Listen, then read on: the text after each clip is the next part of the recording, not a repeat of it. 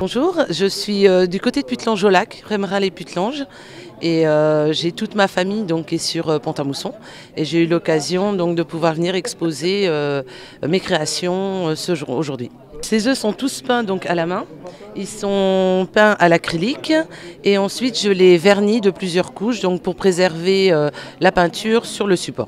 Ce sont tous des œufs d'autruche, je peins aussi sur œufs de poule et œufs d'oie, il y a quelques modèles et sur ceux-là donc ce sont des œufs qui viennent d'Afrique du Sud.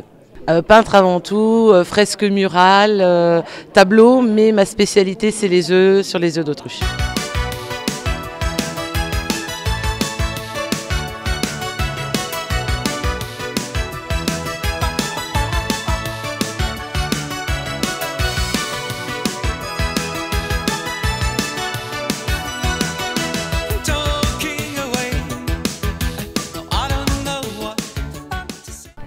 Ah bah ça c'est toutes des récupérations que j'ai fait dans les greniers et tout ça, chez les copains. 47 tours c'est une collection que j'ai depuis 64. J'ai toujours fait des disques et je revends tous mes doubles. Ça marche. Ça dépend les jours, ça dépend les endroits. Ah les pins ça marche moins, oui. C'est passé de la mode. Quoi. Les fèves? Ah ça marche. Ça c'est le rayon de la bonne femme. Ah, pour ça marche. Galettes, oui. Mais bon, on n'a pas mangé toutes les galettes là. Hein.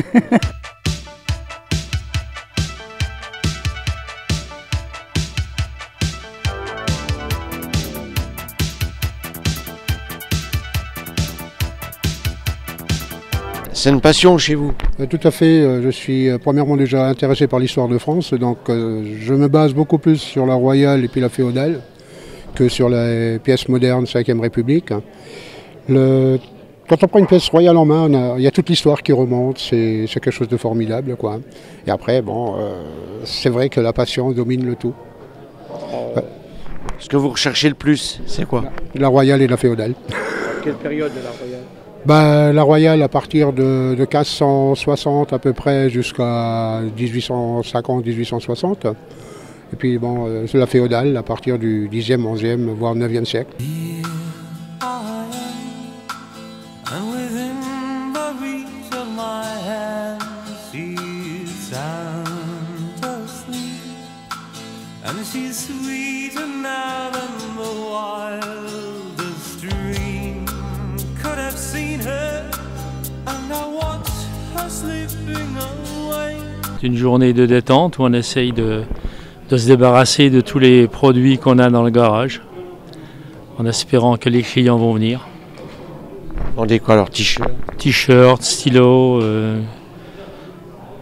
des sucres, des jetons de caddie, des capsules de champagne, des casquettes, un peu de tout. C'est ma collection, enfin mon double de ma collection personnelle, parce que je suis une passionnée du monde de la parfumerie, voilà, depuis 10 ans à peu près.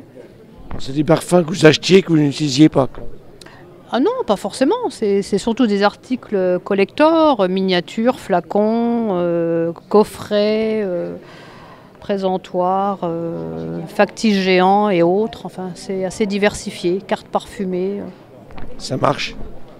Pas trop, c'est ce qu'on discutait à 5 minutes. Les gens apparemment ne sont plus trop accros au monde du parfum et on a du mal à trouver des gens qui sont passionnés et qui viennent au moins à discuter avec nous. Si on ne vend pas, on aimerait au moins parler, échanger nos passions, quoi.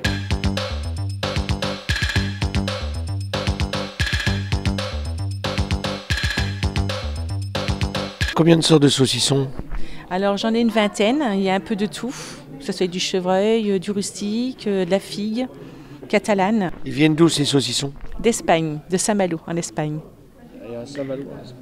Oui, eh oui. On dirait pas, mais oui, il y a un Saint-Malo en Espagne. Ce qu'on appelle un chocolatier.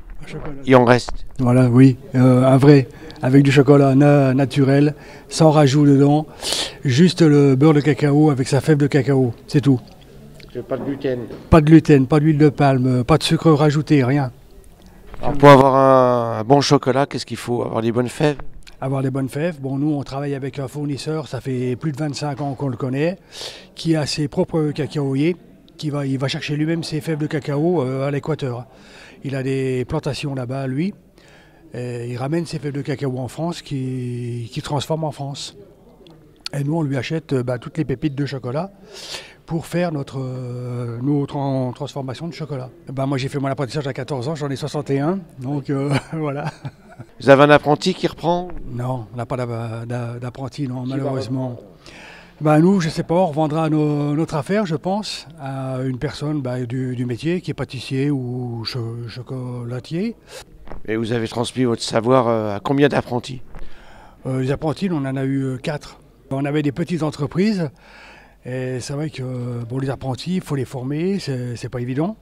Ça fait quelques années que nous avons maintenant pris l'option de coupler les collections avec les marchés du terroir. Donc on a toujours quelques exposants fidèles maintenant qui reviennent d'année en année, donc qui arrivent, je pense, à trouver leur clientèle. Cette année, au niveau d'exposants, on retrouve nos fidèles, même si notre manifestation se trouve en même temps que les Journées du Timbre, donc on a un petit peu moins de philatélie ce jour. Mais les entrées ce matin sont quand même assez relativement importantes, donc pour l'instant la journée s'annonce bien.